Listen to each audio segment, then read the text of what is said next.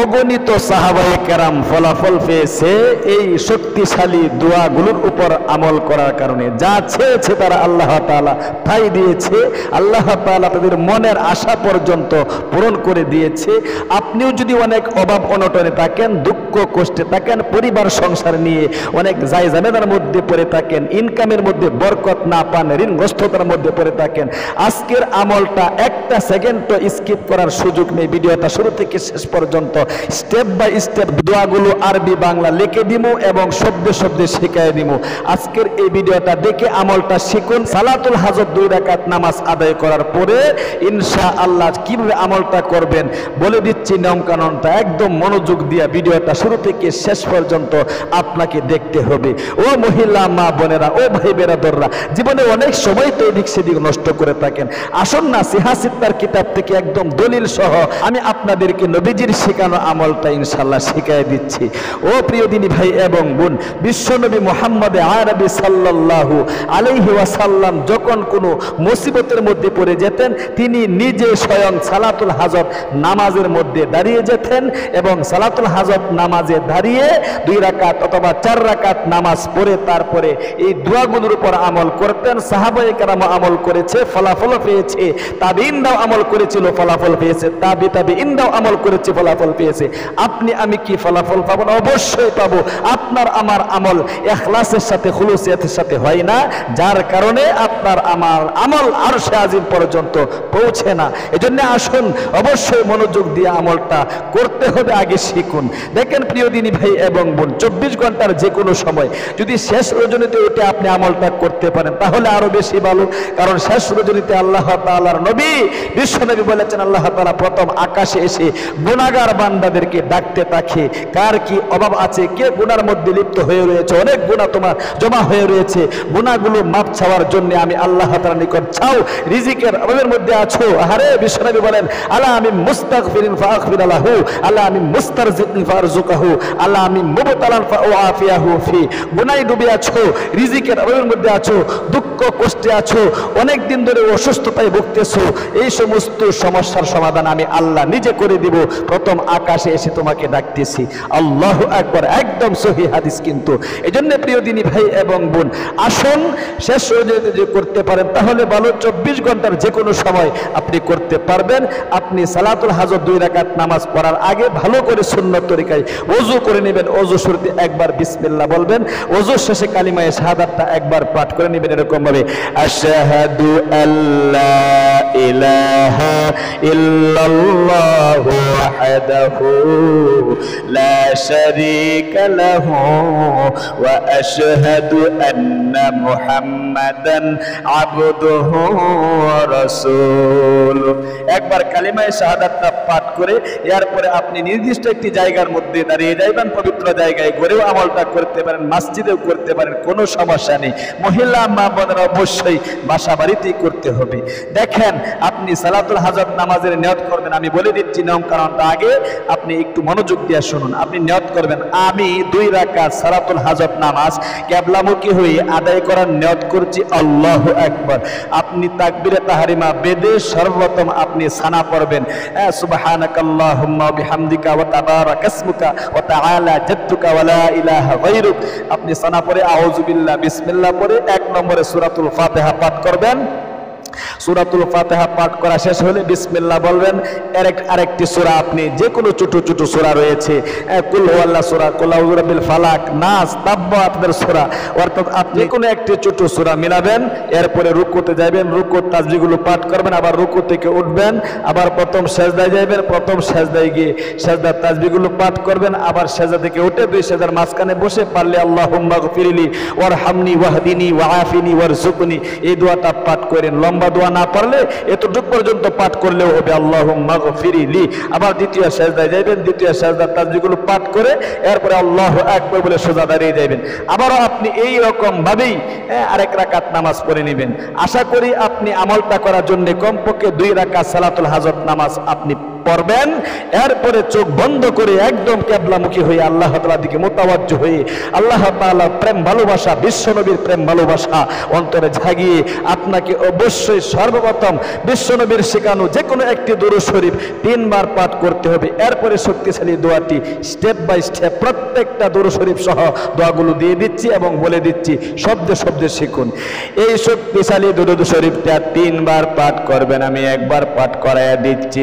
সাল্লাল্লাহু আলাইহি ওয়াসাল্লাম। এই শক্তিশালী দুরূদ 3 বার পাঠ করবেন।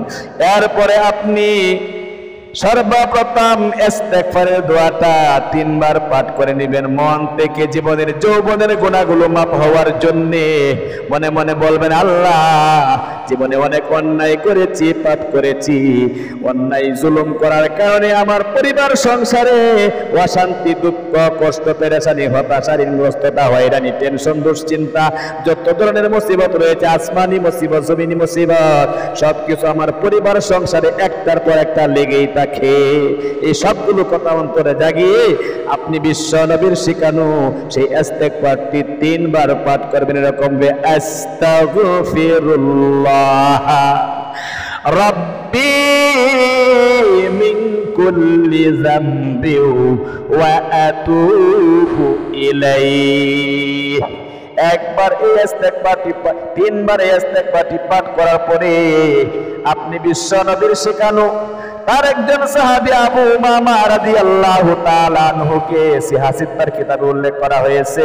আবু উমামা একদিন মসজিদে নববীর মধ্যে কান্নাকাটি করতেছিল। বিশ্ব নবী জানালা দিয়ে উকি মেরে দেখে আবু উমামা কান্নাকাটি করতেছে, ওগো আল্লাহ, পরিবার সংসার নিয়ে অনেক অভাব অনটনে আছি, ঋণগ্রস্ততার মধ্যে আছি, কোনো অবস্থাতেই ঋণ পরিশোধ করতে পারতেছি না গো আমার আল্লাহ। এরকম যখন কান্নাকাটি করতেছে বিশ্ব নবী ডাক দিলেন, ওরে আবু উমামা, তোমার কি হয়েছে?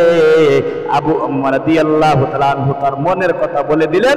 তখন বিশ্বনবী এই দোয়াটা শিখিয়ে দিলেন। কিছুদিন আমল করার পরে আল্লাহ তাআলা তার ঋণ পরিশোধ করার ব্যবস্থা করে দিয়েছে। এত পরিমাণ ধন সম্পদ তাকে দান করেছিল, যাকাত পর্যন্ত তার উপর ওয়াজিব হয়ে গিয়েছিল। আল্লাহু আকবার। ও প্রিয় দিনী ভাই এবং বোন, এই দোয়াটা আপনি 3 বার পাঠ করবেন একদম মনের গভীর থেকে। একবার সহি শুদ্ধভাবে আপনাদেরকে পাঠ করায় শিখিয়ে দিচ্ছি। যত কঠিন এবং জটিল ঋণ আপনার থাকুক না কেন, পাহাড় পরিমাণ ঋণ যদি আপনার থেকে থাকে, এত পরিমাণ ঋণ হয়েছে, জমি জামা বাড়ি ভিটা বিক্রি করলে আপনার ঋণ পরিশোধ হবে না। সুতরাং এই সমস্ত ঋণ আপনি পরিশোধ করতে পারবেন, আল্লাহ তাআলা আপনার ঋণ পরিশোধ করার ব্যবস্থা করে দিবে। আল্লাহু আকবার। এরকম ভাবে আমার সাথে সাথে সহিহ শুদ্ধ উচ্চারণটা শিখুন। আল্লাহুম্মা বলতে হবে, একটু কষ্ট করে হলেও সহিহ শুদ্ধ উচ্চারণটা শিখতে হবে।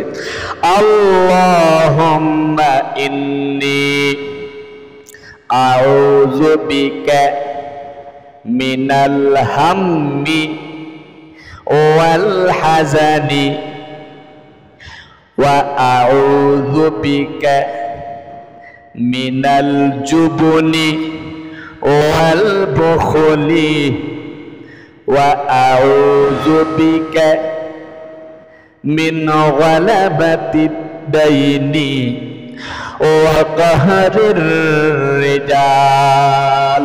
3 বার এই শক্তিশালী দোয়াটি পাঠ করবেন। এরপরে ইসমে আজমের ছোট একটি শক্তিশালী দোয়া, আল্লাহু আকবার। একদিন বিশ্বনবী মসজিদে নববীর মধ্যে বসা ছিলেন। সমস্ত সাহাবায়ে কেরাম ছিল, অনেক সাহাবায়ে কেরাম ছিল। উসমান রাদিয়াল্লাহু তাআলা আনহুকে লক্ষ্য করে, অন্যান্য সাহাবীদেরকে লক্ষ্য করে বিশ্বনবী বলেছিলেন যে একজন ব্যক্তি দেখো ইসমে আজম পাঠ করে দোয়া করিতেছে। বিশ্বনবী বলেন, তার মনের আশা আমার আল্লাহ আজকে সব পূরণ করে দিবে। কিতাবের মধ্যে সাহাবীর নাম উল্লেখ নেই, কিন্তু এই হাদিসটা উল্লেখ করা হয়েছে সিহাহ সিত্তার কিতাবের মধ্যে। এরকম ভাবে আপনি এই শক্তিশালী দোয়াটি 3 বার পাঠ করবেন, যেটাকে ইসমুল আজম বলা হয়। আল্লাহু আকবার। আল্লাহুম্মা ইন্নী, বলেন আল্লাহুম্মা ইন্নী আসআলুকা বিআন্না লাকাল হামদ লা ইলাহা ইল্লা আনতাল মান্নান বাদিউস সামাওয়াতি ওয়াল আরদ ইয়া যাল জালালি ওয়াল ইকরাম ইয়া হাইয়্যু ইয়া কাইয়্যুম। আল্লাহু আকবার। এই শক্তিশালী ইসমে আজমের দোয়াটি আপনি 3 বার পাঠ করবেন। এরপরে আবারও 3 বার দুরূদ শরীফটা পাঠ করবেন। সাল্লাল্লাহু আলাইহি ওয়াসাল্লাম, সাল্লাল্লাহু আলাইহি ওয়াসাল্লাম। এরপরে আপনি সালাতুল হাজত নামাজ কিন্তু 2 রাকাত পড়েছেন।